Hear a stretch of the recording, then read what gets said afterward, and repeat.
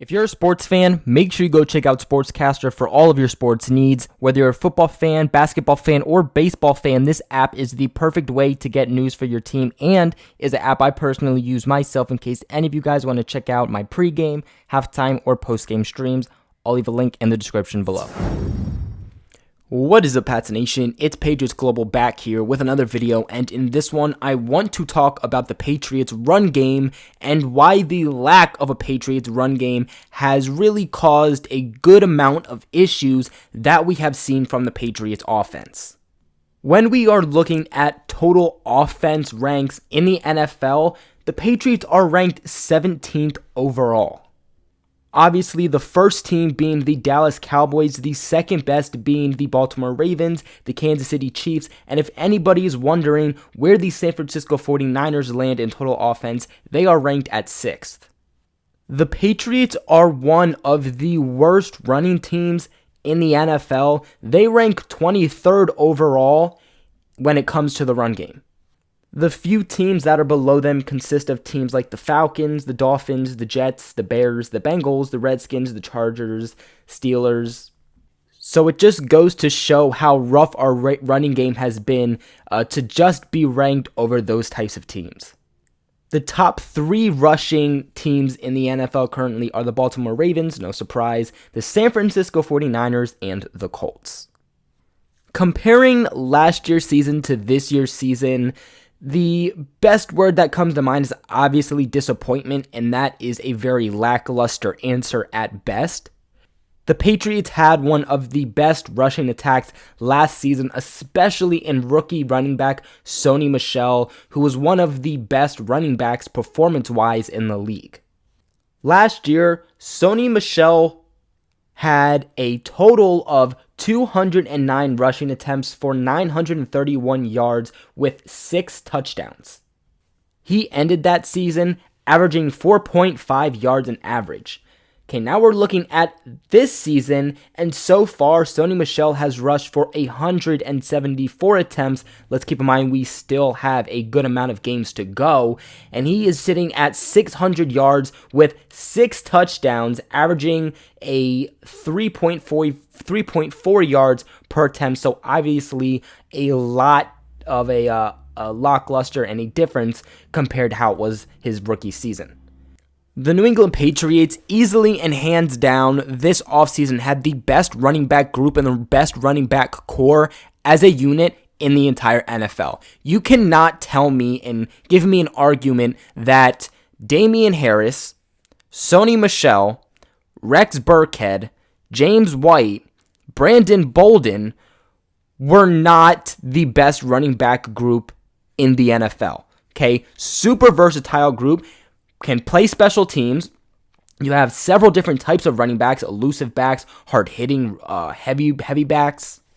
You have guys sitting at different heights and weights. Like, the Patriots came in with just such a versatile group of running backs and a multitude of them at that this looked like an impossible stop of running backs. And as we all know, the Patriots did still have their fair share of issues on offense last year, and a good amount of that, really the most bulk of that, came from the passing game.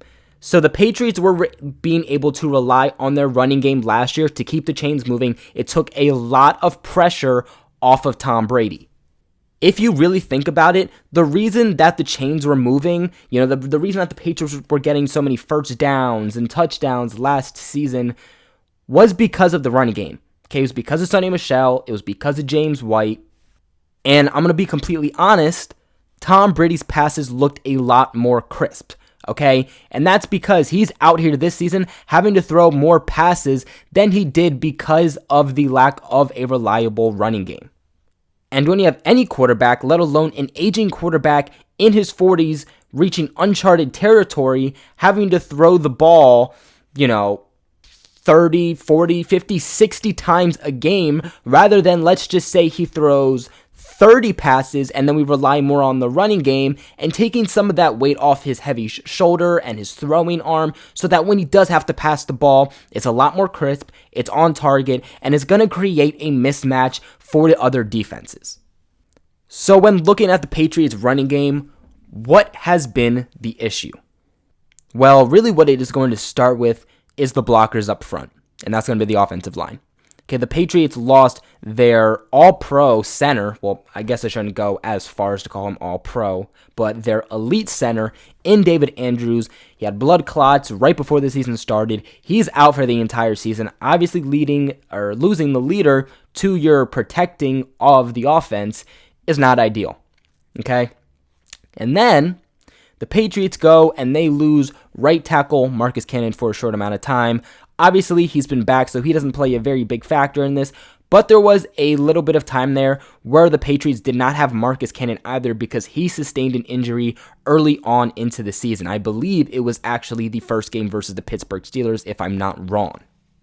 Patriots had to go out and trade for guys like Corey Cunningham, Jermaine Illuminor, guys who were not able to actually spend the offseason and get caught up in the ropes with the Patriots. They were really just last-second additions. Then, to make things worse, the Patriots lose left tackle Isaiah Wynn. He goes down a little bit into the game of Week 2 versus the Miami Dolphins. He gets diagnosed with turf toe. He's out for a while. He gets replaced by Marshall Newhouse, who is just a very old and sluggish version of a left tackle. And because of that, the Patriots were not able to run the ball to the left whatsoever. Okay? Because if you ran the ball to the left, it didn't matter who was lined up at that edge. Because it is not hard to get past a guy like Marshall Newhouse. Because of that, they could have just one guy lined up against Newhouse and then stack the middle and stack the right side of the O-line. Because of this, the Patriots' run game became ultra predictive, okay? Obviously, they weren't going to run it to the left. They weren't going to get no succession out of that. So their chances at this point, okay, we're going to run it up the middle with our second-string center in Ted Karras, who has not performed the way that the Patriots were hoping, or run it to the right side of the field. And like I said, all they have to do is stack more defensive players up on that right side, create a mismatch compared to the defenders to the offensive linemen and the blockers, and obviously you have the advantage as a defense. What also hasn't helped is that All-Pro right guard Shaq Mason, who is the Patriots' best offensive lineman 9 out of 10 times, started off the season terrible. In fact, there was times that he probably was the worst to second to worst, because obviously Newhouse was pretty bad, but offensive lineman. He has picked things up since, but let's all be honest, this has not been a great season for Shaq Mason. And look, I don't want to put 110% of the blame here on Shaq Mason. Does some of it need to be put on him? Heck yeah. Okay, but it works like a car, and this is something I've referenced over on my SportsCastr, which you guys should go check out if you have not already for more New England Patriots content, link in the description below. But an offensive lineman works kind of like a car. If one thing is off, one tiny little thing, then you can have issues with multiple parts of your car all of a sudden. Works the same way with the O-line. Okay, if one guy is off, one guy is not performing well whatsoever, and he needs help from, other players within the offensive line. He's needing some help from the tight ends and the left guards because he's not able to carry his own weight and do what his job is. Then it throws everyone off because everyone's having to substitute part of them into the guy that cannot carry himself. We have seen one game back with Isaiah Wynn. Okay, just one, and it did not start off great for Isaiah Wynn whatsoever. I mean, coming back and getting beaten really the first 3 snaps you're on the field and causing a strip sack is not really the best welcome back game, but let's all be honest, he suffered an injury. He was put on injured reserve, was out for the season prior to this. I already told you guys it could take a couple of games for him to really get back into the mindset. Of course, as the game went on, he was doing a little better, but as a whole, the Patriots offensive lineman with Isaiah Wynn back looked a lot better. Does it have a long way to go still? Oh, heck yeah. But both pass protection and the running game looked a lot more efficient with Wynn back and Newhouse out. Now again, because there has been a very unreliable run game here for Tom Brady, and that has not been able to keep the chains moving. The Patriots have looked a lot to the passing game. They currently rank 8th overall in passing, so they are top 10 in that. But when you're only ranked 8th in passing and then you're ranked 23rd in rushing, obviously you would like their passing at least to balance that out better and for them to be a whole lot higher. But still, for the struggles that we have seen from the New England Patriots and the offensive line not being able to protect and, receivers dropping balls, because interesting fact, Julian Edelman leads the league with most drops. But despite all these issues, the Patriots are still ranked in the top 10. If the Patriots are able to reestablish this running game for the rest of the season, playoffs, and Super Bowl, then you're going to see a total 360 switch with the Patriots offense. Okay, my personal opinion, part of this starts with getting James White more involved, okay? They've been using James White a lot as a running back, but they have not nearly used him enough, especially compared to how we've seen him previously, especially like last season and the season before in the passing game. James White is a great threat out of the backfield. He's literally a secret wide receiver that the Patriots are able to sneak on the field. They need to take more advantage of that, especially with a lot of the issues that they've had at the wide receiver and the tight end position.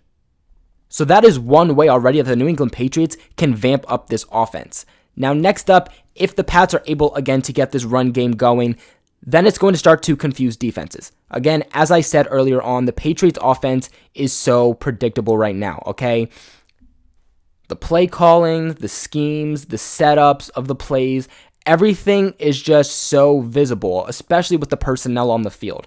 9 out of 10 times, they know that if Sonny Michel's on the field, it's probably going to be a run play. Let's keep in mind that they weren't able to run it to the left. Running it up the middle is a bit so it's not going to be that hard to stop him. Michel has improved a little bit as a passer, but nothing nearly to the point where it's going to confuse defenses to a tremendous point. Which again also ties back to James White. Let's get James White a little bit more on the field here. He's been really good in every aspect when he's a pass catcher and when he's a running back. He's been able to do it all at a pretty efficient rate despite the disabilities that the Patriots are having again with the offense and the offensive line. But the great thing about him is that because he's so versatile, Tom Brady can switch up the play whenever he wants, okay? So if a defense is showing blitz, all right, let's switch it to a pass play.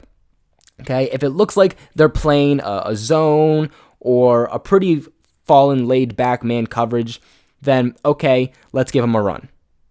The Patriots need to make themselves a lot less predictable. And a good example of this was that play versus the Philadelphia Eagles where Julian Edelman gets past the ball and he passes the ball to Philip Dorsett. Okay, the defense did not see that coming. 9 out of 10 times, they're not going to see that play coming. But it ties back into that idea that if they can switch things up and confuse the defense, then they're going to get those big explosive plays that they have been lacking. Getting the run game going will also set up the passing game a whole lot more because the Patriots will not have to rely on it. They will not have to constantly be using all of these passing plays, which means that the play calling should look a lot more unique and a whole lot better and crafty. And you're going to be taking a lot of that pressure off of Tom Brady. And let's be honest, you can tell that the pressure is seriously on him to run this entire offense. Once New England can become a more balanced team, offensive-wise, I was going to say O-line-wise, but if they can become a more balanced team offensive-wise, then you're going to get the explosive plays that you've been missing.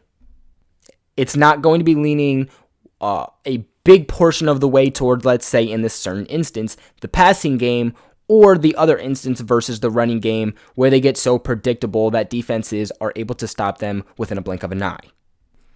But that is going to be it for today's video. What are your guys' thoughts on the Patriots running game and it being the weak spot and the reason that the Patriots offense is having a lot of its issues? Let me know in the comments below. Also, make sure you guys like and subscribe if you have not already and check out the rest of my channel. But other than that, I'll catch you guys in another video.